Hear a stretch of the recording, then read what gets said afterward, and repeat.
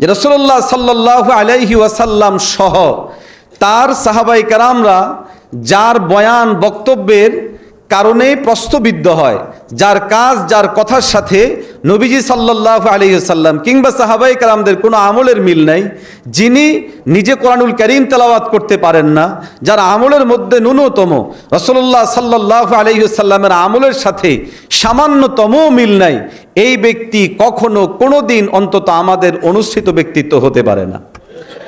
সবচেয়ে ভয়ঙ্কর কথা হলো আল্লাহর মুজিজা শিরোনামে এই গ্রন্থে তাদের যে দাবি, এখান থেকে প্রকারান্তরে তাকে নিজেকে সে নবীর পর্যায়ে নিয়ে যাওয়ার যে দাবি দিল, তার বক্তব্যকে নবীর বক্তব্য, তার অবস্থানকে নবীর অবস্থানে নিয়ে যাওয়ার যে তৎপরতা, এমন একজন ব্যক্তির পিছনে আপনি দৌড়িয়ে যদি আপনি আপনার ইমানকে নষ্ট করেন, তো ভাই আমাদের কিচ্ছু করার থাকবে না, বলার থাকবে না, বাকি আমরা আমাদের জায়গা থেকে আহ্বান করব, ফিরে আসুন ইমান এবং ইসলামের পথে। তাদের বিকৃতি যেটা, সেটা হচ্ছে নামাজের ক্ষেত্রে। একটা তো বিকৃতি যেটা আমরা সবাই দেখি, তারা যেভাবে নামাজ পড়ে, বিভিন্ন ভিডিওতেও আপনারা দেখেছেন, অনলাইনে সার্চ দিলেও হিজবুত তাওহীদের নামাজ, এটা একটা ভিন্ন রকমের নামাজ। তো বাহ্যিকভাবে তারা যেমন এটাকে ভিন্ন একটা রূপ দিয়েছে, ভাবনার জায়গাটাতেও তারা এখানে ভিন্ন একটা রূপ দিয়েছে। যেমন ইসলাম শুধু নাম থাকবে, এই বইয়ের 111 নম্বর পৃষ্ঠার মধ্যে তারা দাবি করছে, আমি আপনাদেরকে পড়ে শোনাচ্ছি। 111 নম্বর পৃষ্ঠায় না, আচ্ছা, ইসলামের প্রকৃত সালা, এটার 22, 30 এবং 32 কয়েক জায়গাতে উল্লেখ আছে। সেখানে লিখছে যে নামাজ কোনো ইবাদত নয়, জিহাদের ট্রেনিং, জিহাদ ছাড়া নামাজের কোনো দাম নাই, বর্তমানে নামাজের উদ্দেশ্য বিকৃত হয়ে গেছে, বর্তমানের নামাজ হলো মরা নামাজ। এটা তাদের বইয়ের বিভিন্ন জায়গাতে এই হুবহু একই শব্দগুলো তারা ব্যবহার করেছে। এখানে হিজবুত তাওহীদের সবচেয়ে ভয়াবহ যেই দিকটা, সেটা হচ্ছে নাস্তিক্যবাদীদের যেই ভাবনাটা। এবং আমরা আরও বেশ কিছু তৎপরতা আমরা দেখি বাংলাদেশে, যেমন একটু আগে আমাদের উত্তরার খতিব সাহেব বললেন কোয়ান্টাম মেথডের যে তৎপরতা, একইভাবে ইত্তেহাদুল আদিয়ান, বিভিন্ন ধর্মকে একীভূত করে উপস্থাপনের যেই প্রক্রিয়া, যেই প্রচেষ্টা, এবং সমস্ত ধর্মগুলোই সঠিক এবং এখনো পর্যন্ত কার্যকর, এই যে ভাবনাটা, হিজবুত তাওহীদ মূলত তারা এই জায়গাটাকে প্রতিষ্ঠিত করতে চায়, যার জন্য তারা তাদের বিভিন্ন গ্রন্থে, যেমন শ্রেণীহীন সমাজ, সাম্যবাদ, প্রকৃত ইসলাম, এই গ্রন্থে তারা লিখছেন যে আমরা বলি না যে আপনারা আল্লাহ বিশ্বাসী হয়ে যান, মুমিন হয়ে যান, পরকালে বিশ্বাসী হয়ে যান, আল্লাহর প্রতি কে ঈমান আনবে কে ঈমান আনবে না সেটা তারা আল্লাহর সঙ্গে বুঝবে, সুতরাং আল্লাহর প্রতি বিশ্বাস স্থাপন করানো আমাদের কাজ নয়।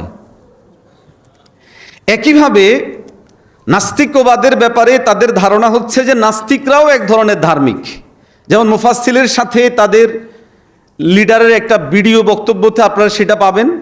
সেখানে তাদের দাবি শ্রেণীহীন সমাজ, সাম্যবাদ, প্রকৃত ইসলামের 11 নম্বর পৃষ্ঠায় লিখছে, তাদেরকে যে যাই বলুক আমরা তাদেরকে ধর্মহীন মনে করি না, কারণ মানুষের পরম ধর্ম মানবতা তাদের মধ্যে পুরো মাত্রায় আছে।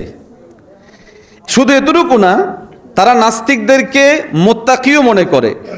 যেমন তারা লিখছেন তাকওয়া ও হেদায়েত এই গ্রন্থের মধ্যে, অন্যান্য ধর্মে, এই যে তাকওয়া ও হেদায়েত এই গ্রন্থের মধ্যে আছে, অন্যান্য ধর্মে এমনকি আল্লাহকে অবিশ্বাসকারী নাস্তিক কমিউনিস্টদের মধ্যেও বহু মানুষ আছেন যারা ন্যায় অন্যায়, ঠিক অঠিক দেখে জীবনের পথ চলার চেষ্টা করে।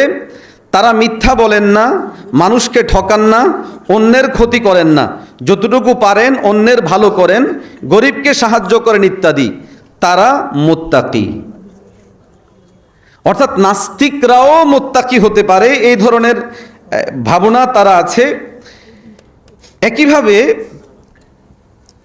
সবার ঊর্ধ্বে মানবতা এই গ্রন্থে তারা লিখছেন, মানব জাতির বর্তমান পরিস্থিতিতে আমরা কাউকে কোনো বিশেষ ধর্মের দিকে আকৃষ্ট করাকে গুরুত্বপূর্ণ মনে করছি না, মহাসত্যের আহ্বানের 105 নম্বর পৃষ্ঠায় লিখছে, আমরা কাউকে ইসলাম, হিন্দু, বৌদ্ধ, খ্রিস্টান বা ইহুদি ইত্যাদি কোনো বিশেষ ধর্মের প্রতি আকৃষ্ট করছি না।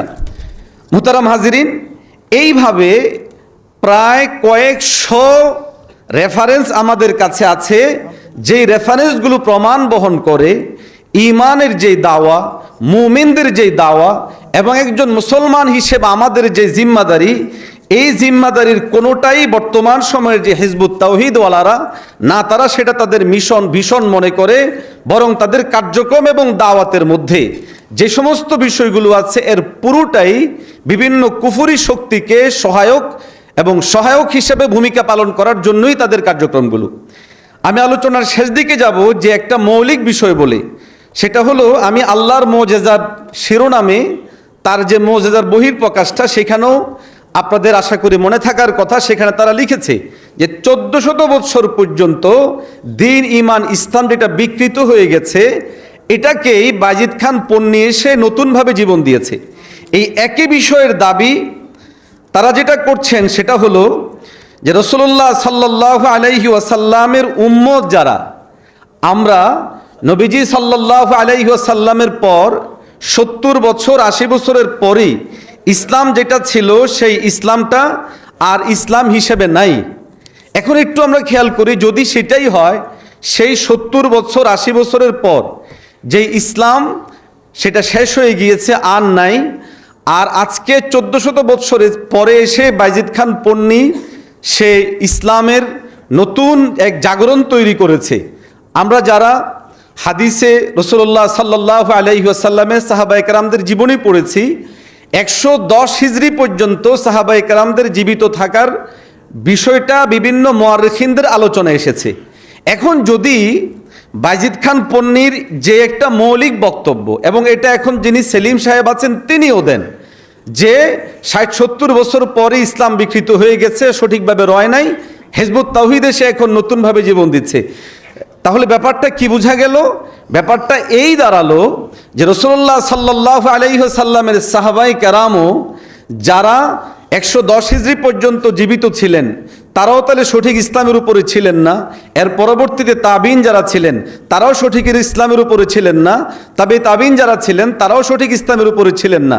অথচ এর এই পুরো কথাগুলোই এমন ব্যক্তিদের বিরুদ্ধে যাচ্ছে যারা মূলত আমাদের দ্বীন, ঈমান, ইসলামের জন্য, দ্বীন, ঈমান, ইসলাম মানার জন্য অন্যতম মানদণ্ড হিসাবে আমাদের কাছে গ্রহণযোগ্য, গোটা উম্মার কাছে গ্রহণযোগ্য।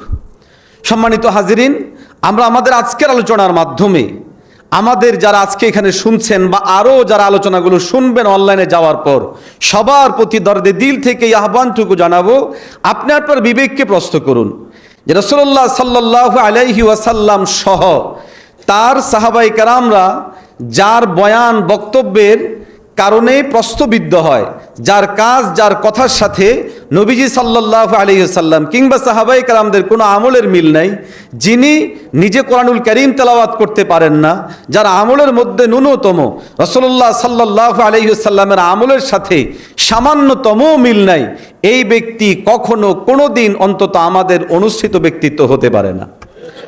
সবচেয়ে ভয়ঙ্কর কথা হলো, আল্লাহর মুজিজার শিরোনামে এই গ্রন্থে তাদের যে দাবি, এখান থেকে প্রকারান্তরে তাকে নিজেকে সে নবীর পর্যায়ে নিয়ে যাওয়ার যে দাবি দিল, তার বক্তব্যকে নবীর বক্তব্য, তার অবস্থানকে নবীর অবস্থানে নিয়ে যাওয়ার যে তৎপরতা, এমন একজন ব্যক্তির পিছনে আপনি দৌড়িয়ে যদি আপনি আপনার ঈমানকে নষ্ট করেন, তো ভাই আমাদের কিচ্ছু করার থাকবে না, বলার থাকবে না, বাকি আমরা আমাদের জায়গা থেকে আহ্বান করব, ফিরে আসুন ঈমান এবং ইসলামের পথে। আল্লাহ